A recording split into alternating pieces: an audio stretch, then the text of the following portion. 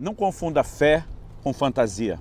Fé é a capacidade de crer numa realidade espiritual prometida pela palavra de Deus e que ainda não se materializou no reino natural. No entanto, a fantasia é muitas vezes uma imaginação nossa, de que, por exemplo, uma situação está bem quando não está. Às vezes é só a nossa incapacidade de enxergar uma realidade que só poderá ser mudada depois que for encarada e lidarmos com ela devidamente. O assunto da nossa conversa hoje é justamente esse. Deixa a fantasia, caia na real. Fique comigo, nos próximos minutos nós vamos conversar a respeito disso.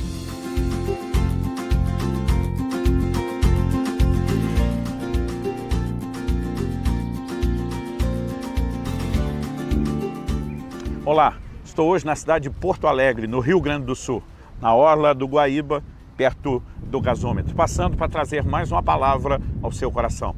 O assunto da nossa conversa e da nossa reflexão hoje se baseia numa porção da palavra de Deus que se encontra no livro do profeta Isaías, no capítulo 29 e no versículo 8. Diz: será também como o faminto, que sonha que está comendo, mas que ao acordar sente-se vazio. Ou como a pessoa sedenta que sonha estar bebendo água, mas que ao acordar sente-se fraca e ainda com sede. Nesse texto, o profeta Isaías está sendo usado por Deus para falar de pessoas que estão num lugar de fantasia e que de repente acordam desse sonho, algo que não é a realidade. No entanto, durante o tempo em que o sonho está durando, elas imaginam que de alguma forma estão sendo supridas na sua necessidade. Sonham estar comendo, mas acordam com fome. Sonham estar bebendo, mas acordam com sede. Acredito que esse quadro, esse exemplo usado por Deus para falar da condição de outras pessoas, se aplica muito ao comportamento de alguns cristãos do nosso tempo e da nossa era.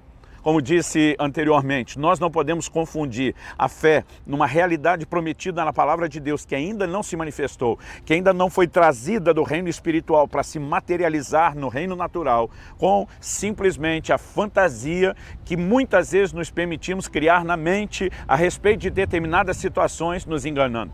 Alguns estão vivendo exatamente dessa forma. Sonham estar comendo, mas daqui a pouco acordam com fome. Sonham estar bebendo, mas daqui a pouco acordam com sede. Tem gente vivendo a realidade do seu casamento assim. Ele acredita que está tudo bem, ele tenta imaginar que está tudo bem.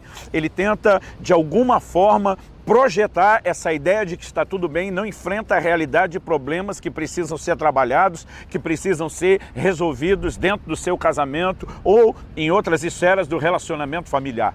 Eu tenho visto gente na profissão agindo exatamente da mesma forma. É diferente você estar lutando por algo melhor, fazendo a sua parte tanto no natural como no espiritual, esperando progredir, de simplesmente apenas imaginar que um problema que está lá não está acontecendo ou que a gente não tenha responsabilidade nenhuma em relação a ele.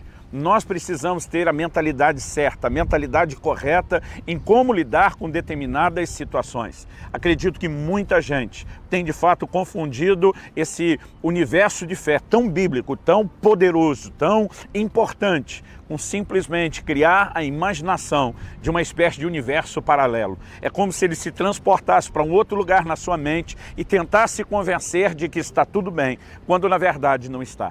Por exemplo, o apóstolo Paulo, escrevendo aos Gálatas, ele nos afirma lá no capítulo 6 e no versículo 3 o seguinte: porque se alguém julga ser alguma coisa, não sendo nada, engana-se a si mesmo.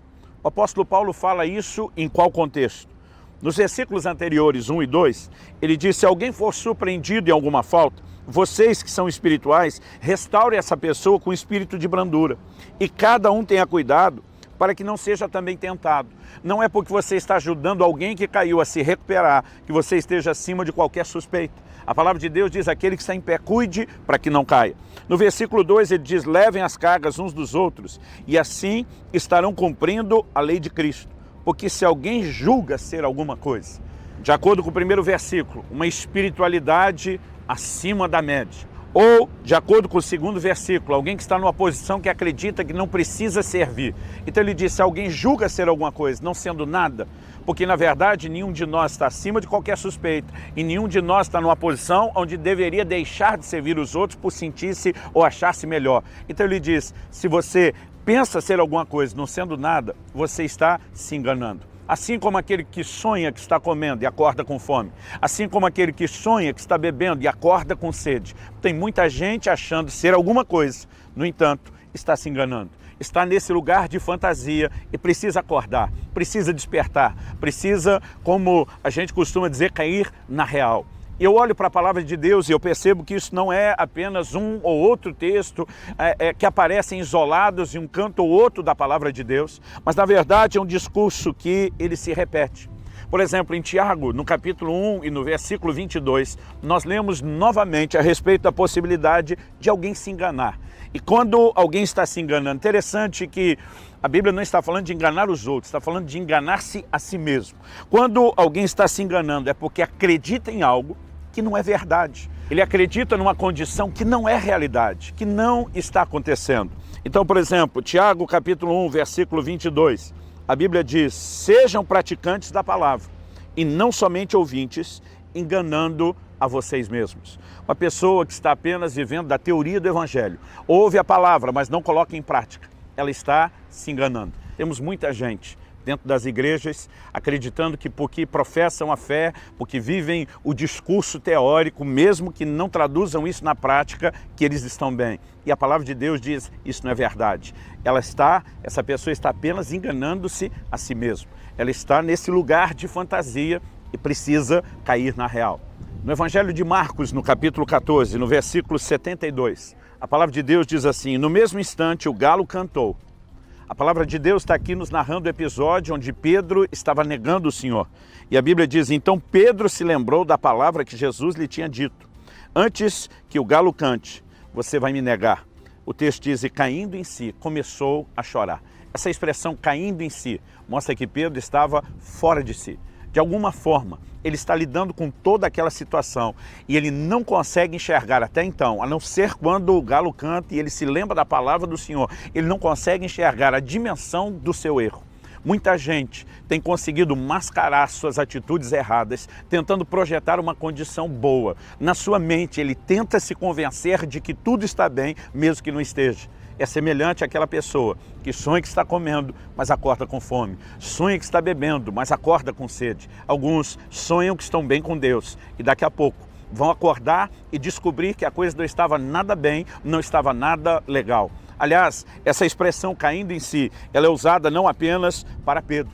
Em Lucas, no capítulo 15, no versículo 17, a palavra de Deus aplica isso ao filho pródigo. Naquela parábola contada por nosso Senhor Jesus, o termo usado é que ele, caindo em si, se arrependeu.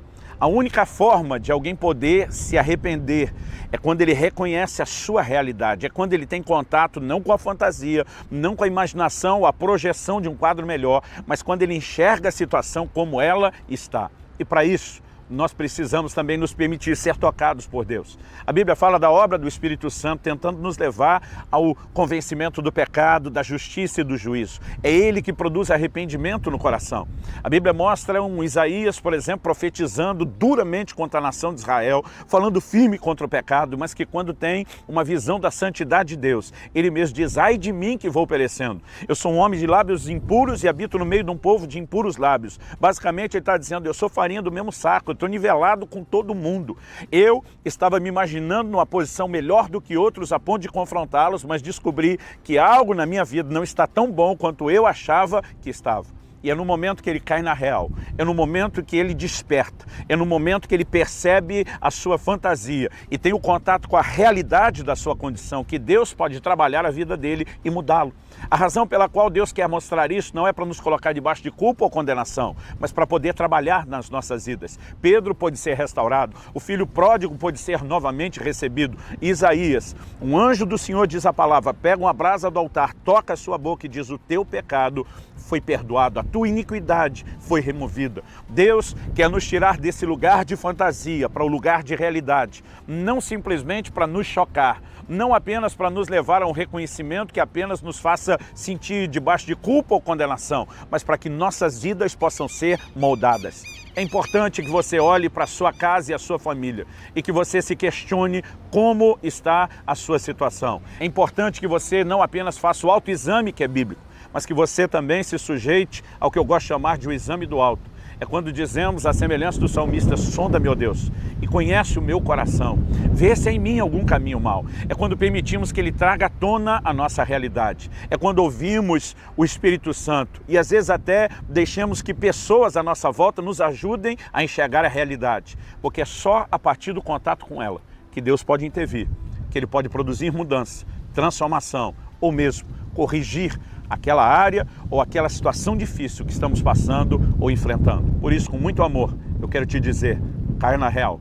Deixe de viver essa projeção de fantasias e permita ter um contato com a realidade que não faça com que você se conforme a ela, mas pelo contrário, te leve a essa certeza de que ela pode ser mudada pelo poder de Deus. Que o Senhor te abençoe, que o Senhor te dê graça para viver toda a transformação do lado de dentro ou do lado de fora nas circunstâncias. Em nome de Jesus.